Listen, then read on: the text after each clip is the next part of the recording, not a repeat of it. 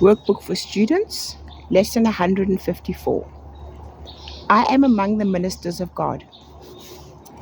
Let us today be neither arrogant nor falsely humble. We have gone beyond such foolishness. We cannot judge ourselves, nor need we do so. These are but attempts to hold decision off and to delay commitment to our function.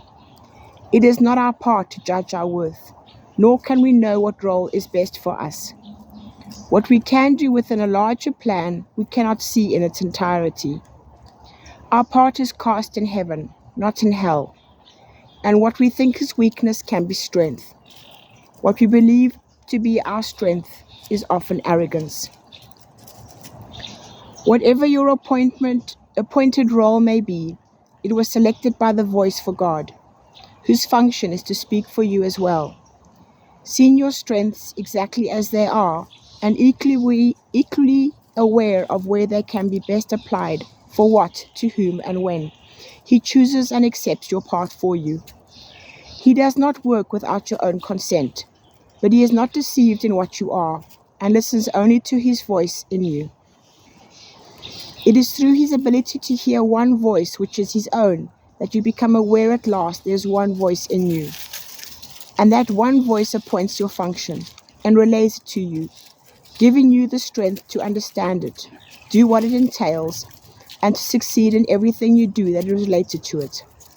God has joined His Son in this, and thus His Son becomes His messenger of unity with Him. It is this joining to the voice for God, of Father and of Son, that sets apart salvation from the world. It is this voice which speaks of laws the world does not obey, which promises salvation from all sin, with guilt abolished in the mind that God created sinless.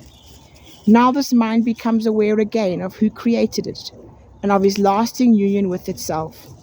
So it is self, the one reality in which its will and that of God are joined.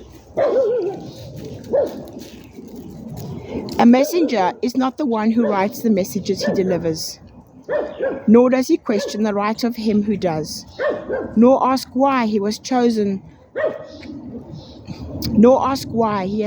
those who will receive the message that he brings. It is enough that he accept it, give it to the ones for whom it is intended, and fulfill his role in its delivery. If he determines what the message should be, or what their purpose is, or where they should be carried, he is failing to perform his proper part as bringer of the word. There is one major difference in the role of heaven's messengers, which sets them off from those the world appoints. The messages they deliver are intended first for them, and it is only as they can accept them for themselves that they become able to bring them further, and to give them everywhere that they were meant to be. Like earthly messengers, they did not write the messages they bear, but they became their first receivers in the truest sense, receiving to prepare themselves to give. An earthly messenger fulfills his role by giving all his messages away. The messengers of God perform their part by their acceptance of his messages as for themselves, and show they understand the messages by giving them away. They choose no role that was not given them by His authority, and so they gain by every message that they give away. Would you receive the messages of God? For thus do you become His messengers. You are appointed now, and yet you wait to give the messages you have received, and so you do not know that they are yours, and do not recognize them. No one can receive and understand he has received until he gives, for in the giving is his own acceptance of what he received. You who are now the messengers of God, receive His messages, for that is part of your appointed role. God has not failed to offer what you need, nor has it been left unaccepted. Yet another part of your appointed task is yet to be accomplished. He who has received you for the messages of God would have them received by you as well, for thus do you identify with Him and claim your own. It is this joining that we undertake to recognize today. We will not seek to keep our minds apart from him who speaks for us, for it is but our voice we hear as we attend him. He alone can speak to us and for us, joining in one voice the getting and the giving of God's word, the giving and receiving of his will. We practice giving him what he would have, that we may recognize his gifts to us. He needs our voice that he may speak through us. He needs our hands to hold his messages and carry them to those whom he appoints. He needs our feet to bring us where he wills, that those who would wait in misery may be at last delivered. And he needs our will united with his own, that we may be the true receivers of the gifts he gives.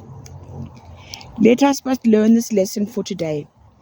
We will not recognize what we receive until we give it.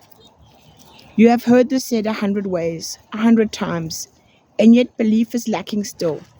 But this is sure, until belief is given it, you will receive 1,000 miracles and then receive 1,000 more, but will not know that God himself has left no gift beyond what you already have, nor has denied the tiniest bit of blessings to his Son. What can this mean to you until you've identified with him and with his own? Our lesson for today is stated thus: I am among the ministers of God, and I am grateful that I have the means by which to recognize that I am free. The world recedes as we light up our minds and realize these holy words are true. They are the message sent to us today from our Creator. Now we demonstrate how they have changed our minds about ourselves and what our function is. For as we prove that we accept no will we do not share, our many gifts from our Creator will spring to our sight and leap into our hands, and we will recognize what we received.